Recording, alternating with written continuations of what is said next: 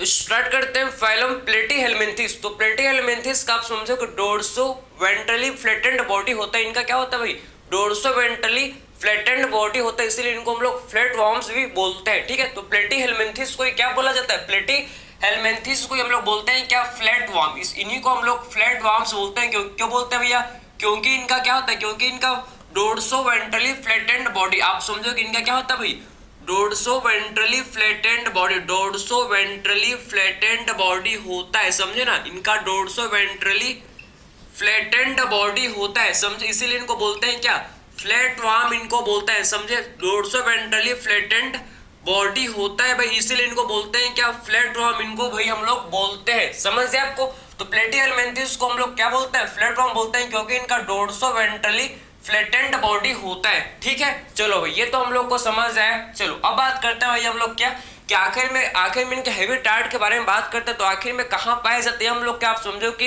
Aquatic भी होते हैं, टेरिस्ट्रियल भी होते हैं, फ्री लिविंग भी होते हैं, और ये हम लोग के आप समझो कि एंडो पैरासाइट, इनमें से आप समझो ये मोस्टली हम लोग का कैसे होता है, मोस्टली हम लोग के ये एंडो पैरासाइट ये होते हैं, समझे ना।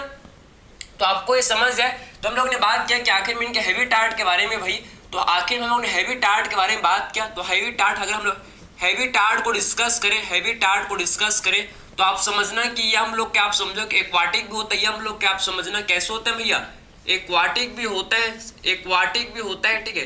ये हम लोग क्या, आप समझो कि टेरिस्ट्रियल भी होता है, समझे, ये हम लोग का टेरिस्ट्रियल भी होता है, एक्वाटिक भी होता है, टेरिस्ट्रियल भी होता है। आप समझना कि ये हम लोग के फ्री लिविंग भी होते हैं भैया, फ्री लिविंग, समझे, एक्वाटिक भी होते हैं, टेरिस्ट्रियल भी होते हैं एंड फ्री लिविंग, समझे, फ्री लिविंग भी होते हैं।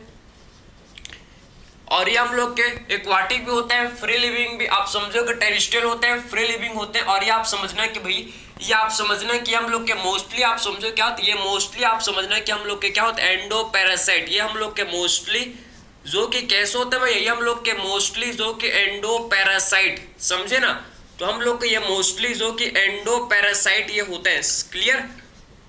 मोस्टली हम लोग के कैसे होते हैं, हम लोग के एंडो पैरासाइट, ये हम लोग के मोस्टली जो कि एंडो पैरासाइट ये होते हैं, समझे। मोस्टली एंडो पैरासाइट मींस ये आप समझो कि ह्यूमन के बॉडी के अंदर रह सकते हैं, या फिर प्लांट के बॉडी के अंदर क्या होता है, दूसरे एनिमल के बॉडी के अंदर ये प्रेजेंट होते हैं, समझे।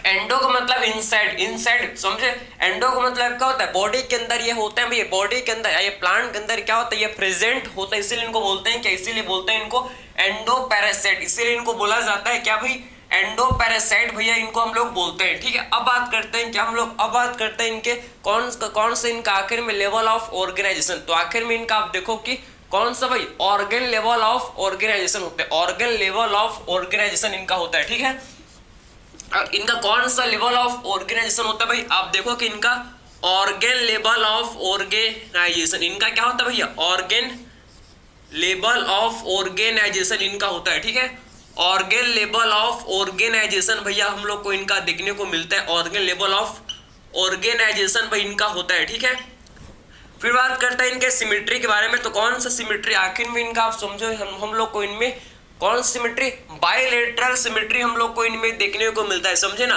बायलेटरल, इनमें हम लोग को बायलेटरली सिमेट्री, या हम लोग का क्या होता है भाई, बायलेटरली सिमेट्रिकल ये होता है, समझे, बायलेटरली सिमेट्रिकल ये होता है, कैसे होता है भैया, ये हम लोग के बायलेटरली सिमेट्रिकल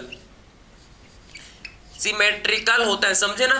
तो आखिर में ये हम लोग के कैसे होते हैं भाई, बायलेटरली सिमेट्रिकल होते हैं, बायलेटरी सिमेट्री, इनमें बायलेटरली सिमेट्री हम लोग को इनमें देखने को मिलता है। ठीक है भाई, चलो आगे देखते हैं।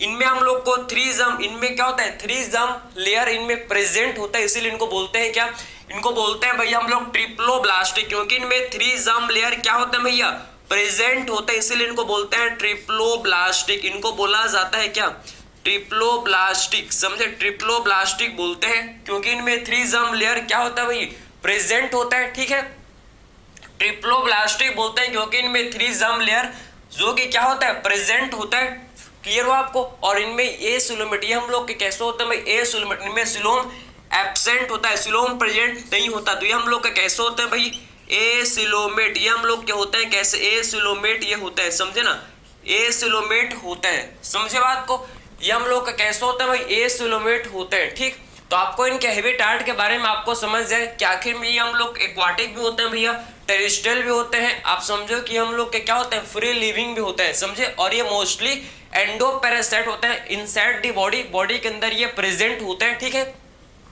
आप इनमें हम लोग को ऑर्गन लेवल ऑफ ऑर्गेनाइजेशन देखने को मिलता है, इनमें बायलेटरली सिमेट्रिकल, ये बायलेटरली सिमेट्रिकल होता है, ट्रिप्लोब्लास्टिक होता है, थ्री जम लेयर क्या होता है इनमें भाई, प्रेजेंट होता है। और ये हम लोग के एसुलेमेट मींस इनमें सिलोम मतलब बॉडी कैविटी जो कि इनमें क्या होता है भाई, एब्सेंट होता है, ठीक है।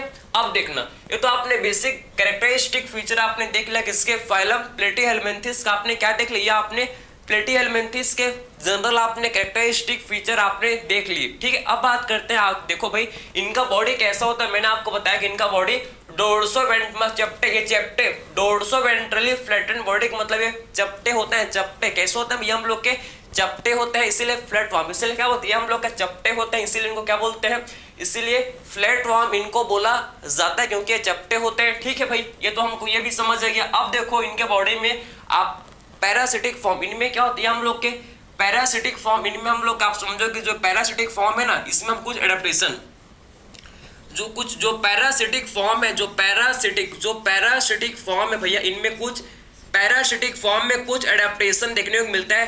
पैरासिटिक फॉर्म में आप समझो कि जो पैरासिटिक फॉर्म है ना, इनमें क्या होता है पता आपको, पैरासिटिक फॉर्म में हम लोग का होता है प्रेजेंट क्या भाई, हुक एंड सकर, समझे। पैरासिटिक फॉर्म में क्या होता है प्रेजेंट, हुक एंड सकर, समझे। तो पैरासिटिक फॉर्म में हम लोग का क्या होता है भैया, पैरासिटिक फॉर्म में आप समझो कि हुक एंड सकर क्या होता है, पैरासिटिक फॉर्म में प्रेजेंट होता है, समझे। हुक एंड सकर जो कि इनके पैरासिटिक फॉर्म में होता है प्रेजेंट। एक हुक एंड सकर क्या करता है भैया, हुक एंड सकर पहला तो इनका मोस्ट प्राइमरी फंक्शन का, इनका जो मोस्ट इंपॉर्टेंट फंक्शन है क्या भाई, किसमें हेल्प करता है, ये हेल्प करता है किसमें, हुक एंड सकर जो कि अटैचमेंट में, किसमें भाई, किसमें हेल्प करता है, ये हम लोग के हेल्प करता है किसमें, अटैचमेंट में ये हेल्प करता है, समझे ना। तो आखिर में ये हुक एंड सकर किसमें हेल्प करता है भैया, हम लोग को अटैचमेंट में हेल्प करता है, ठीक है। तो बोल सकते हैं क्या, हेल्प इन अटैचमेंट, क्या बोल सकते हैं भैया, किसमें हेल्प करते हैं, तो हेल्प इन अटैचमेंट, तो हम लोग को ये अटैचमेंट में हेल्प करते हैं, अटैचमेंट में ये भैया हेल्प करता है, ठीक है, अटैचमेंट में हेल्प करते हैं भाई, समझे। तो हुक एंड सकर जो कि क्या करता है, होस्ट से या किसी भी आप समझो कि किसी भी बॉडी से स्ट्रक्चर से क्या करती है, अटैचमेंट में हेल्प करते हैं, आप होस्ट से आप समझो कि होस्ट से अटैचमेंट में हेल्प करते हैं। और ये जो सकर है ना, ये क्या करता है भैया, सकर जो कि आप समझो कि ये जो सकर है भैया, जो हम लोग का सकर है, आप समझ सकर, ये सकर क्या करता है भाई, ये न्यूट्रिशन को आप समझो, न्यूट्रिशन को डायरेक्टली एब्जॉर्ब करता है होस्ट से, समझे। ये क्या करता है भैया, सकर जो है ये क्या करता है, ये न्यूट्रिशन को आप समझो कि न्यूट्रिशन को डायरेक्टली एब्जॉर्ब करता है, कहाँ से, होस्ट के बॉडी सरफेस से, समझे। तो ये सकर क्या करता है भैया, न्यूट्रिशन को डायरेक्टली एब्जॉर्ब करता है होस्ट के बॉडी सरफेस से, क्लियर हुआ आपको। तो आप बोल सकते हैं कि सकर का और क्या फंक्शन है भैया, सकर सक करता है, सकर मतलब सक करना, समझ, सकर का मतलब सक करना, ठीक है। तो आखिर में सकर का फंक्शन क्या होता है, आप समझो कि सकर क्या करता है, ये हम लोग का डायरेक्टली आप बोल सकते हैं क्या, डायरेक्टली एब्जॉर्ब न्यूट्रिशन, ये हम लोग का डायरेक्टली क्या करता है भैया, एब्जॉर्ब न्यूट्रिशन ऑल्सो, आप समझो डायरेक्टली एब्जॉर्ब न्यूट्रिशन, सकर क्या करता है भैया, डायरेक्टली एब्जॉर्ब कर लेता है किसको, डायरेक्टली एब्जॉर्ब न्यूट्रिशन, समझे। तो डायरेक्टली जो कि क्या करता है ये एब्जॉर्ब करता है किसको भैया, न्यूट्रिशन को, क्लियर हुआ आपको। तो आखिर में सकर जो कि डायरेक्टली क्या करता है भैया, ये न्यूट्रिशन को एब्जॉर्ब करता है, ठीक है, डायरेक्टली क्या करता है भैया, न्यूट्रिशन को एब्जॉर्ब करता है। तो आपको इनका समझ आया कि आखिर में पैरासिटिक, इनके पैरासिटिक फॉर्म में भैया क्या होता है, इनके आप समझो कि जो पैरासिटिक फॉर्म इनमें हम लोग के हुक एंड सकर क्या होता है भैया, हुक एंड सकर जो कि प्रेजेंट होते हैं, ठीक है। हुक एंड सकर ये दोनों का किसमें है रोल भैया, ये दोनों आखिर में किसमें रोल प्ले करते हैं, आप देखो कि दोनों हम लोग के अटैचमेंट, ठीक है, दोनों के किसमें भैया, हम लोग के अटैचमेंट में हेल्प करते हैं, ठीक है। और सकर जो कि क्या करता है, ये डायरेक्टली आप समझो कि एब्जॉर्ब करता है उसको भैया, न्यूट्रिशन को आप समझना कि डायरेक्टली क्या करता है भाई, एब्जॉर्ब करता है। तो आपको इनका पैरासिटिक फॉर्म में आपको समझे कि दो स्ट्रक्चर, आप समझो कि इनके पैरासिटिक फॉर्म में क्या होता है, इनके पैरासिटिक फॉर्म में दो स्ट्रक्चर जो कि होते हैं प्रेजेंट, एक हम लोग का होता है क्या भैया, एक हम लोग का होता है जिसे बोलते हैं हुक, और दूसरा जो स्ट्रक्चर जो इनके पैरासिटिक फॉर्म में क्या होता है भाई, प्रेजेंट होता है, जिसे क्या बोलते हैं, जिसे बोला जाता है सकर, समझे। तो इनके पैरासिटिक फॉर्म में दो स्ट्रक्चर आपको समझ आए कि हु कैन सकर क्या होता है, इनमें प्रेजेंट होता है। तो यहाँ तक आपको क्लियर हुआ। ठीक, अब बात करते हैं इनके हम लोग जनरल फिजियोलॉजी के बारे में। प्लेटिहेल्मिन्थेस के क्या जनरल फिजियोलॉजी के बारे में हम लोग अब डिस्कस करते हैं, वन बाय वन हम लोग इनके जनरल फिजियोलॉजी के बारे में भैया डिस्कस करते हैं, जो कि काफी इंपॉर्टेंट है। चलो भाई देखते हैं। यहाँ तक आपको याद हो गया कि इनका आगे में प्लेटिहेल्मिन्थेस को फ्लैटवर्म क्यों बोलते हैं भाई, क्योंकि इनका डोर्सोवेंट्रली फ्लैटेंड बॉडी होता है, क्योंकि इनका डोर्सोवेंट्रली फ्लैटेंड बॉडी होता है, समझे, इसीलिए इनको फ्लैटवर्म बोला जाता है। ठीक, अब हम लोग इनके फिजियोलॉजी को, जनरल फिजियोलॉजी को भाई डिस्कस करेंगे। जनरल इनके फिजियोलॉजी को भैया डिस्कस करेंगे, जो कि काफी ज्यादा क्या है, इंपॉर्टेंट है, समझे ना, जो कि काफी ज्यादा भैया इंपॉर्टेंट ये होते हैं। ठीक है, देखो तो अब बात करते हैं हम लोग किसके बारे में भाई, अब हम लोग बात करते हैं इनके बॉडी के किसके बारे में, बताओ सर। हम लोग बात करते हैं भैया हम लोग अब फिजियोलॉजी के बारे में। सबसे पहले बात करेंगे डाइजेशन, सबसे पहले बात करेंगे इनके डाइजेशन के बारे में। तो इनमें हम लोग को कौन से, आप समझो कि इनमें डाइजेशन, ठीक है, तो अगर हम लोग डाइजेशन की बात करें तो आखिर में इनमें डाइजेशन कैसे होता है बताओ सर। इनमें हम लोग को इनमें इनकम्प्लीट एलिमेंट्री कैनाल, इनमें क्या होता है भैया, इनकम्प्लीट एलिमेंट्री कैनाल होता है, इनकम्प्लीट एलिमेंट्री कैनाल, समझे ना। तो इनकम्प्लीट आप समझो इनका क्या होता है, एलिमेंट्री कैनाल होता है।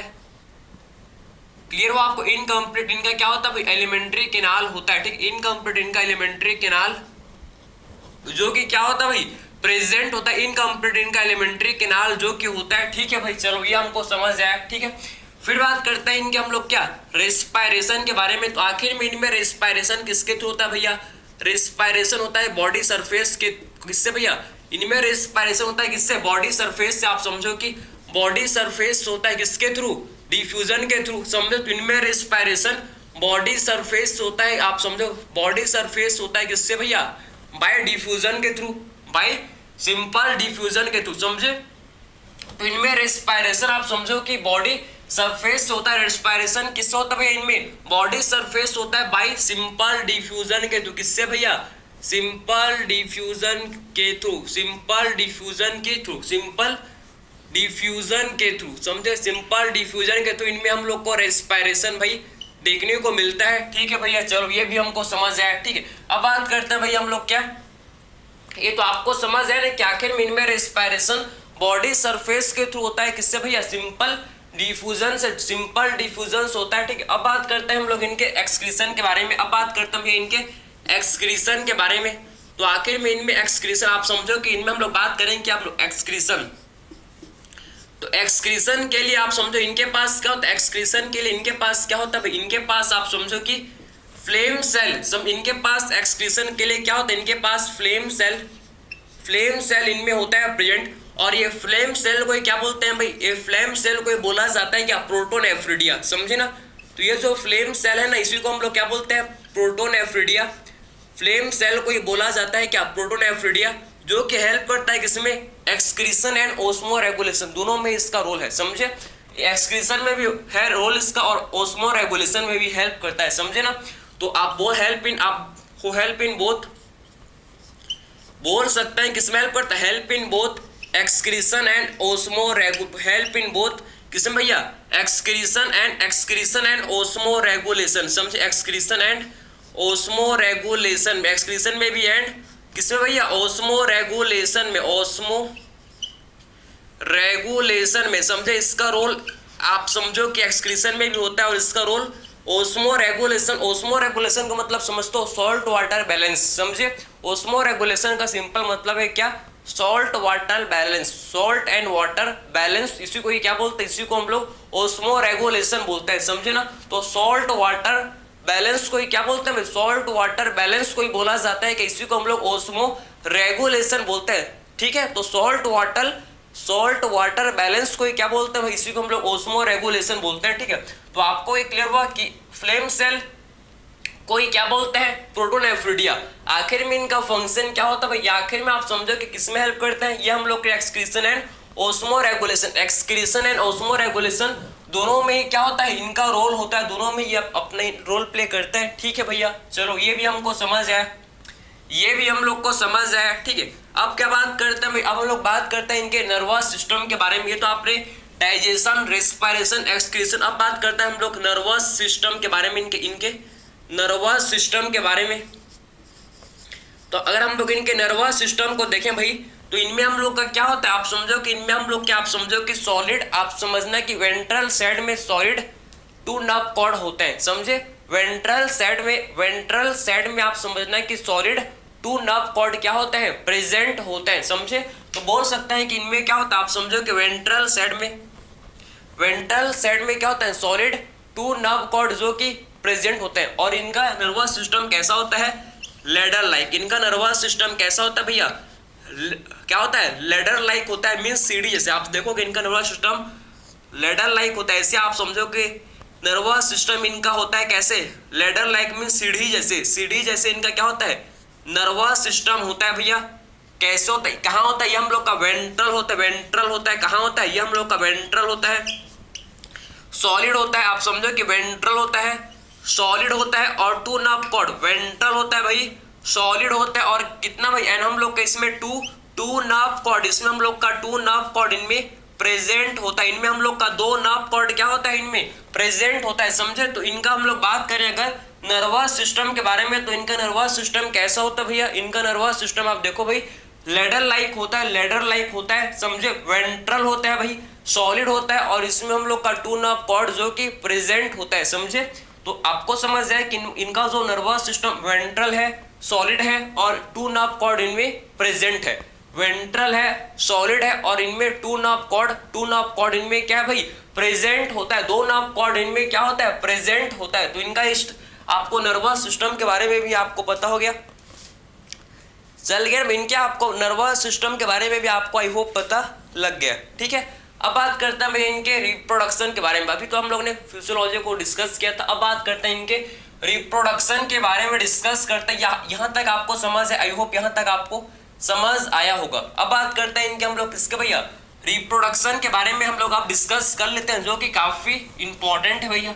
चलते हैं भैया, हम लोग रिप्रोडक्शन के बारे में देखेंगे, ठीक है।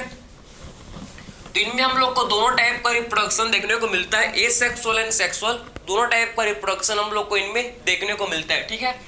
तो आप देखने हम लोग बात करते हैं भैया किस बारे में, रिप्रोडक्शन के बारे में, ठीक है। अब बात करते हैं भाई रिप्रोडक्शन के बारे में। तो दोनों टाइप का रिप्रोडक्शन इनमें देखने को मिलता है, एसेक्सुअल एंड सेक्सुअल, समझे ना, asexual reproduction and sexual reproduction, asexual reproduction and sexual reproduction, दोनों टाइप का रिप्रोडक्शन देखने को मिलता है, समझे ना। एसेक्सुअल, इनमें एसेक्सुअल होता है किससे भैया, आप समझो कि इनमें एसेक्सुअल होता है किससे, आप समझना कि किससे होता है भाई, ट्रांसवर्स बाइनरी फ्यूजन, समझे, ट्रांसवर्स बाइनरी फ्यूजन, इनमें एक सेक्सुअल होता है कैसे भाई, ट्रांसवर्स बाइनरी फ्यूजन के थ्रू, ट्रांसवर्स बाइनरी फ्यूजन के थ्रू इसमें क्या होता है, एसेक्सुअल रिप्रोडक्शन होता है, समझे। तो ट्रांसवर्स बाइनरी फ्यूजन के थ्रू इनमें एसेक्सुअल रिप्रोडक्शन होता है, समझे। ट्रांसवर्स बाइनरी फ्यूजन किसमें होता है भैया, इसके एग्जांपल है प्लेनेरिया, ठीक है। तो ट्रांसवर्स बाइनरी फ्यूजन किसमें होता है, प्लेनेरिया में होता है। प्लेनेरिया में आपको, प्लेनेरिया का खास बात आपको पता होना चाहिए कि प्लेनेरिया में क्या होता है भाई, इसमें हाई रीजनरेशन कैपेसिटी, समझे। प्लेनेरिया में हम लोग का क्या होता है, इसमें हम लोग का हाई रीजनरेशन कैपेसिटी होता है भैया, समझे ना। तो प्लेनेरिया में हाई रीजनरेशन कैपेसिटी होता है, समझे। तो प्लेनेरिया में क्या होता है भाई, हाई रीजनरेशन कैपेसिटी जो कि प्लेनेरिया के अंदर प्रेजेंट होता है, समझे ना। तो प्लेनेरिया में हम लोग आप देख सकते हो क्या होता है, इसमें हम लोग आप देख सकते हो कि हाई रीजनरेशन कैपेसिटी जो कि क्या होता है, प्लेनेरिया के अंदर प्रेजेंट होता है, समझे। तो प्लेनेरिया के अंदर हम लोग का हाई रीजनरेशन कैपेसिटी जो कि क्या होता है भाई, प्लेनेरिया में हम लोग का हाई रीजनरेशन कैपेसिटी होता है, ठीक है। और इनमें ट्रांसवर्स बाइनरी फ्यूजन देखने को मिलता है। अब बात करते हैं इनके सेक्सुअल रिप्रोडक्शन। तो आखिर में ये हम लोग क्या होते हैं कैसे भैया, हर्माफ्रोडाइट, ये हम लोग के कैसे होते हैं, हर्माफ्रोडाइट होता है, मीन्स बाइसेक्सुअल होता है, मतलब ये बाइसेक्सुअल होता है, ठीक है, क्लियर है आपको।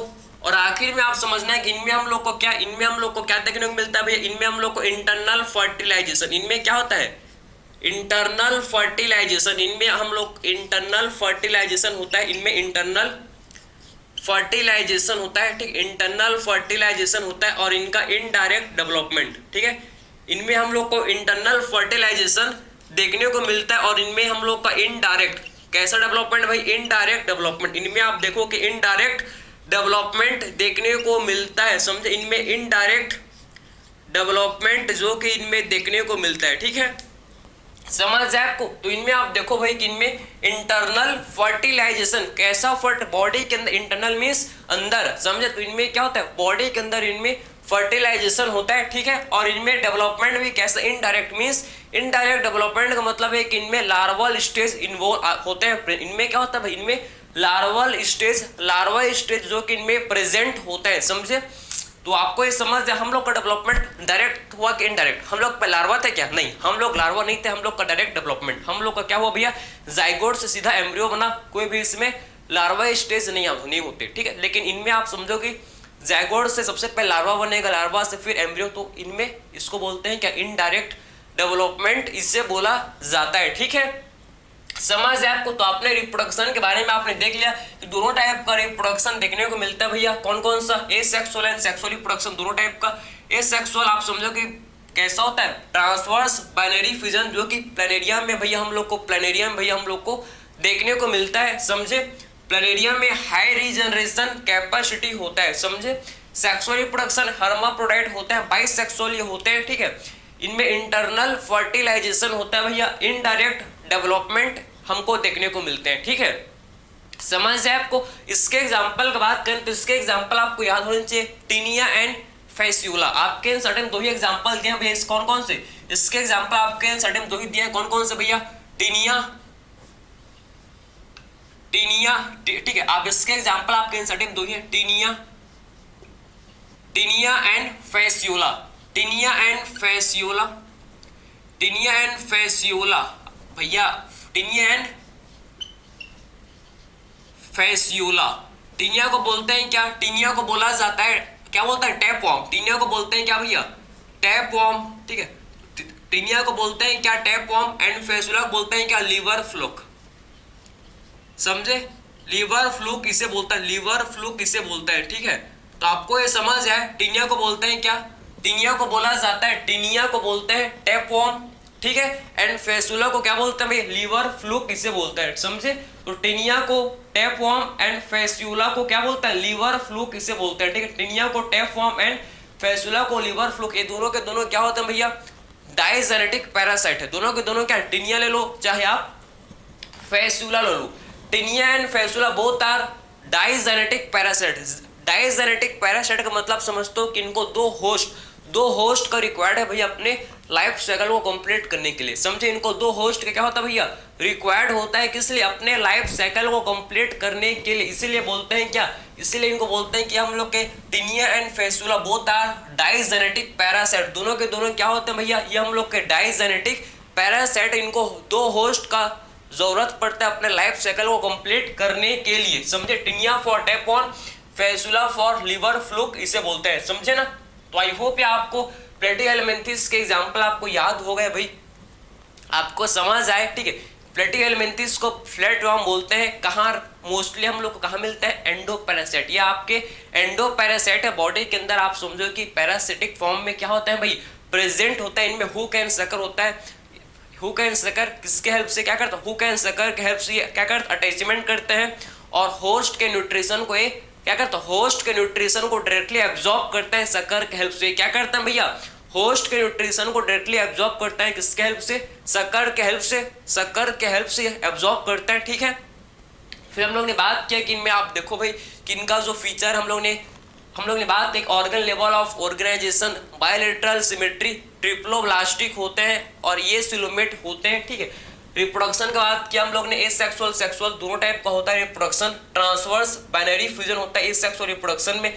प्लेनेरिया जैसे कि इसमें हाई रीजनरेशन कैपेसिटी, समझे। तो प्लेनेरिया में हाई रीजनरेशन कैपेसिटी होता है। सेक्सुअल रिप्रोडक्शन या हम लोग के हर्माफ्रोडाइट होते हैं, बाइसेक्सुअल है भाई, इनमें इंटरनल फर्टिलाइजेशन होता है, इनमें इनडायरेक्ट डेवलपमेंट देखने को मिलता है, समझे। इंटरनल फर्टिलाइजेशन होता है और इनमें इनडायरेक्ट डेवलपमेंट जो कि भाई हम लोग को देखने को मिलता है। दो एग्जांपल प्लेटिहेल्मिन्थेस के मोस्ट इंपॉर्टेंट है, कौन कौन से भाई, टीनिया को क्या बोलते हैं, टीनिया को हम लोग टेप वॉर्म बोलते हैं, समझे। तो आखिर में टीनिया को क्या बोलते हैं भैया, टेप वॉर्म। और फैस्यूला, फैस्यूला को बोलते हैं क्या, लिवर फ्लूक, समझे। रिवर फ्लूक इसे बोलते हैं, लिवर फ्लूक इसे बोलता है, ठीक है। तो फैस्यूला को लिवर फ्लूक एंड टीनिया को टेप वॉर्म बोला जाता है। तो इसी के साथ हम लोग का फाइलम प्लेटीहेल्मिन्थेस कंप्लीट हुआ भाई, कंप्लीट हुआ फाइलम प्लेटीहेल्मिन्थेस। तो आपको ये समझ है कंप्लीट, आपने प्लेटीहेल्मिन्थेस के बारे में आपने समझ लिया भाई। किसी भी टाइप का डाउट थोड़ी आपको नहीं आना चाहिए, हर एक चीज हम लोग ने बेस्ड ऑन योर एनसीईआरटी के बेसिस पर डिस्कस किया, जिससे आपका हर एक कॉन्सेप्ट, हर एक आपका डाउट क्लियर हो जाए, ठीक है। तो मिलते हैं भाई अगले लेक्चर में, थैंक यू।